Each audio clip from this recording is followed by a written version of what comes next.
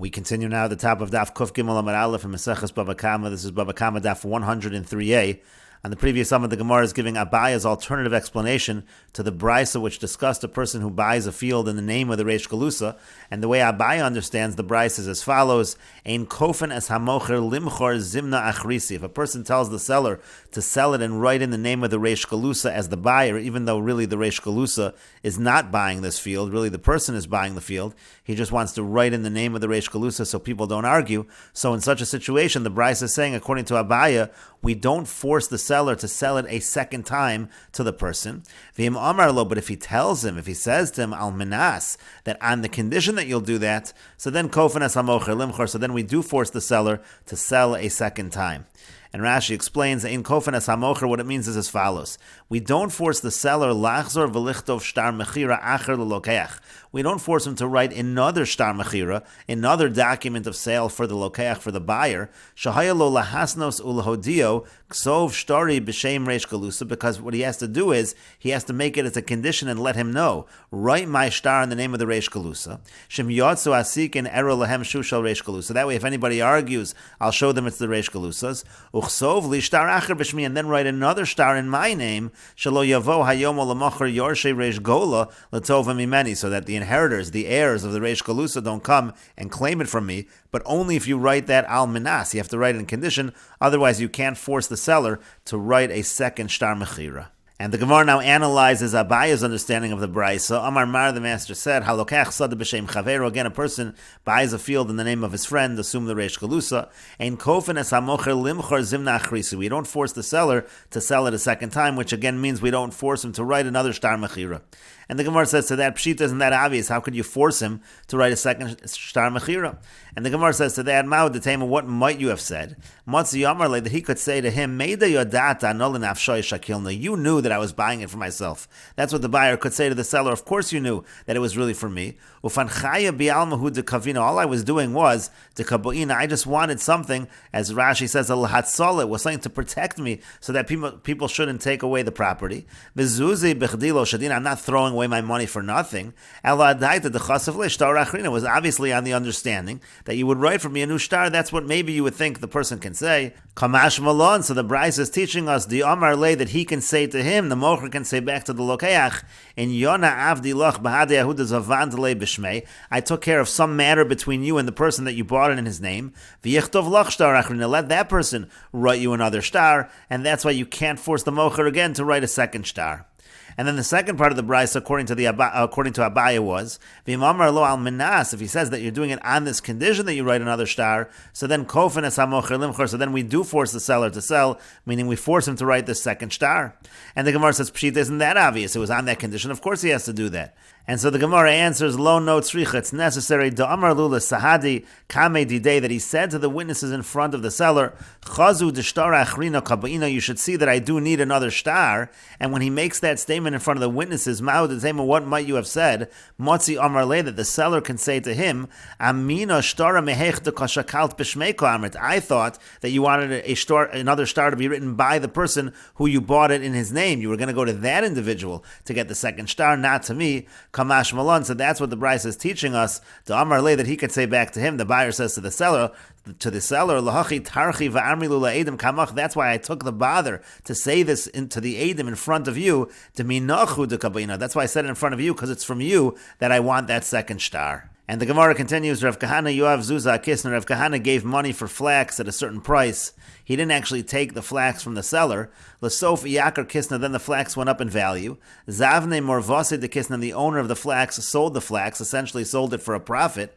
And so also Lakame de Rav, so Rav Kahana came before Rav, and Amar Leni said to him, Ma Evan, what should I do? Ezel Ishkil Zuzoi, should I take the money, meaning to say, should I take the profit in this situation? Rav Kahana's concern was that if he essentially gave a certain amount of money for the flax, he never received the flax, and now he's going to receive a greater amount of money back. So essentially in such a situation, it looks like ribbis, it looks like he lent the person money, and then for interest he got back a greater amount of money. And so Rav responded, Amar Le, Rav said to him, Ikikazavni amri hai kisna de kahana. If when they sold the flax, they said you should know we're selling the flax of kahana, so then zil shkol, then there's no problem, you can take the money. It's clear that it's not a situation of ribis, it's clear that you essentially made a profit on the flax. V'ilo, but if they didn't say that, so lo sishkol, so then you can't take the money, because then already it looks like ribis. And the Gemara now analyzes Rav's psak halacha. Keman, who is Rav following? Kivnei ma'arav, it seems like Rav is following those of the West on the previous Amud, to Amri, because they say, Mihodiu lebal chitin, sheyikna chitin lebal mos. Who's letting the owner of the wheat know that this wheat is really being purchased by the owner of the money? Again, the case on the previous Amud was, person came along and used the money of somebody else. He was essentially acting as an agent of somebody else, and he bought this chitin, but he wasn't actually supposed to buy chitin. He was supposed to buy sa'orin, and so the people in the West, in B'ma'arava, they argued and they said, well, that's not really a good sale because this person is not actually an agent because he's not doing what he was told, and so therefore it shouldn't be a kinyan of the person who really has the money because they have no idea that they're selling it to this particular individual. And that's essentially what Rav is saying over here, because Rav is saying you have to make sure that the buyer realizes that he's buying the flax of Rav Kahana. But the Gemara responds to this, Atu miyoiv Rav Kahana arba v'shakel tamni. In this situation, did Rav Kahana actually give 4 and get back 8? Kisna memelehu doyakar. What actually happened is that the flax went up in value, and migzal gazlu, and what happened was, if Rav Kahana actually is the owner of the flax at that time, and then this person goes ahead and sells Rav Kahana's flax, he's really a thief. Utanan, we learn in the Mishnah, anyone who steals has to pay like what it was worth at the time of the stealing, at the time of the gzela. And in this case, at the time that he's selling it, which is the time that he's stealing it essentially, it's worth the higher value, so he owes Rav Kahana the higher amount anyway. So everybody should agree, it doesn't matter what the person said when he was selling the flax, everyone should agree that he has to give Rav Kahana the higher amount of the money. And so the Gemara clarifies what Rav was saying. Amri, they said as follows. Hasam Amona Havai. Over there, what it actually was a situation of Amona, which Rashi will explain more in depth, but essentially, Rav Kahana gave the money on the condition that even if flax is going to fluctuate in value, I'm going to be paying a fixed amount for this flax. However, Velo Mashche Rav Kahana Lekisner, Rav Kahana never made a Mashicha, he never made a kinyan on the flax. And therefore, since Rav Kahana never made a kinyan on the flax, so he's not really stealing it from Rav Kahana, and that's why Rav made this distinction and said it depends whether the buyer realizes that he's buying the flax of Rav Kahana or not. The Rav L'taime, and Rav is following his opinion, Da'amar Rav, because Rav says, Osin amona bepeiros. If you do an amona, you can do that by fruits. Meaning to say, if the person is getting the peiros, if he's getting the produce back, that's okay by amona, even though the price is fluctuating and it could look like interest, but it does not look like interest if all he's getting back is peiros. And in this case, again, if when the seller sells it, he says that I'm selling the fruits of Rav Kahana, essentially Rav Kahana is getting back peiros, and therefore it's okay. Ve'enos an amona bedomim, but you're not allowed to make an amona by money, and that's why, again, if he doesn't realize that he's buying Rav Kahana's flax, so then it would be problematic because it would be an amona by money, which would in fact look like ribis. And Rashi explains, Kiman kivnei ma'arava bitmiya. This is a question the Gemara is asking. Is Rav going like the bnei ma'arava? Kilomar, meaning to say, Diamrinan mihodian lelochin sheyiknu mosein l'Rav Kahana. We're saying, who told the people who are buying it that they're buying it? Essentially, they're buying the flax of Rav Kahana. Lefikach lo zacha ben, and therefore he shouldn't be zoch in it. That's basically the same argument the bnei ma'arava made on the previous Amud. Is Rav following the bnei ma'arava?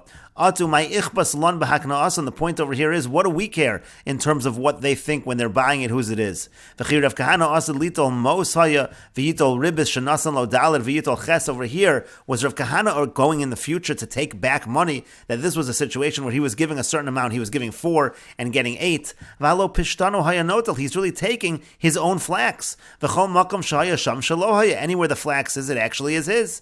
Ve'elu shamachru gazlu minei, and what's actually happening, the Gemara argues, is that the people selling the flax are really stealing it from him. U'mishalmim kol damav biyoker, they have to pay the higher price, k'shas ha'gzela, what it was worth at the time of the gzela, u'v'shas ha'gzela kvar hukar, at the time of the gzela it had went up in value, again because the Gemara thought that Rav Kahana had made a kinyan, it really was his flax, and that's when the Gemara explains, no, amona havai, it was actually an amona, which means he trusts trusted him, he gave him the money without making a kinyan. Shenasan lehem mos ba'amana, he gives them the money, ba'amana, he gives it in faith, he gives it in trust that he'll get the flax. The point over here is when you do an amana, they don't even have flax at the time that they take the money. What they're really saying is, we're making a condition you can pay this low market rate, even if it fluctuates, it goes up in value, you're going to get the flax at this low rate. Litan lo kol hashana, the whole year will give you flax, b'sharza, according to this market rate. As it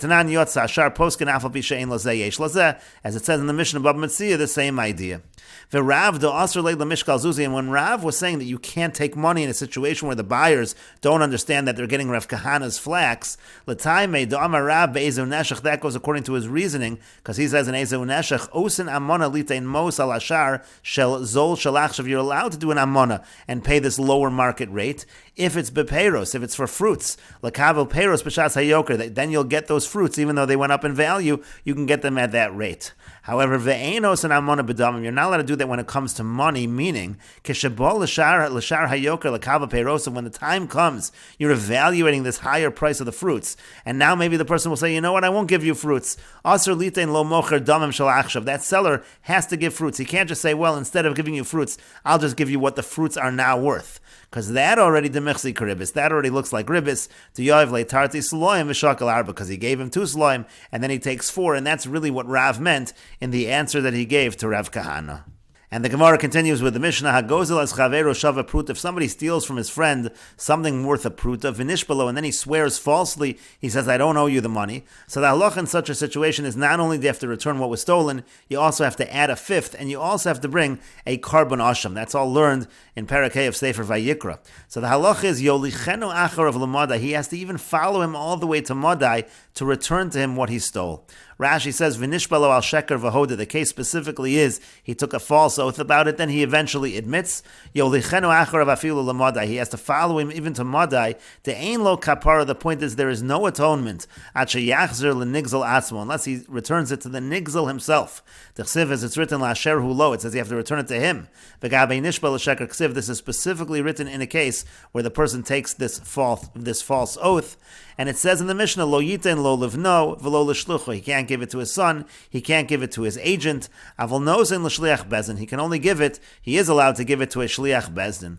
Rashi says, Lo yitin lo livno shel nigzal, can't give it to the son of the nigzal, laholicho le nigzal, that he should take it to the nigzal, shem yansu chayiv lahachzer, meaning if some onus would happen, if it doesn't get to the nigzal, he will be chayiv. To lo have hashava demoti liyade, it has to actually reach his hand, otherwise it's not called a hashava, keda'amran, as we said. Now, many of the mefarshim do say that when it says you can't give it to the agent, that's only if the person didn't specifically appoint the agent for this purpose to collect. However, if the nigzal specifically appointed to the agent, to collect this, and he said, I want you to collect this on my behalf, then already shlucha shaladim kamoso, then already he might be able to give it to the shliach, but you can't just give it to a shliach and say, you deliver it. If something should happen to it on the way, again, as Rashi says by the case of his son, this person would be chayiv lahachzer, that's not considered a hashava. However, l'shliach bezin is okay. Rashi explains, takantu david rabbanan, the rabbanan made a special takana, b'mnei takanas hashavim, to help people return things. Shalom nechayev zel lahotzi mana b'hotzas haderech, that this person shouldn't need to spend a lot of money to follow this other person all over the place, so we have this leniency of a shliach bezdin. And the Mishnah continues via mace. Now what happens if the nigzal dies? So then yachzer liyarshav, so then he can return it to the heirs of the nigzal. Nasan lo es hakeren v'lo nasan lo es hachomesh. And now the Mishnah says, let's say he gave him back the principal, but he didn't give him the 1/5. Or mochel lo ala keren, he was mochel the principal. V'lo mochel lo ala chomesh, but he wasn't mochel the added 5th.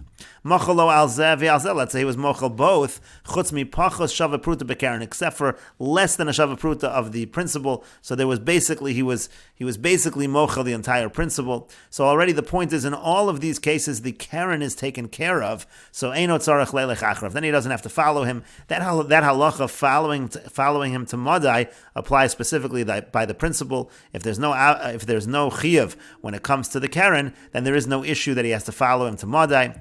But in contrast, the Mishnah says, Nasan lo es chomesh, v'lo nasan lo es keren. Let's say he gives him the chomesh, the 5th, but he doesn't give him the principal. He still owes the principal. Machal lo ala chomesh, if he forgives the chomesh, v'lo machal lo ala keren, but he doesn't forgive the principal. Or machal lo al zevi al zeh, he forgives both, chutz mishava pruta bekeren, but he doesn't forgive at least least a pruta of the keren, a pruta or more of the keren, he does not forgive. So anytime there's any keren left of a pruta or more that is left that's obligated, tzarech leilech achrav. Then he does need to follow him even to Madai.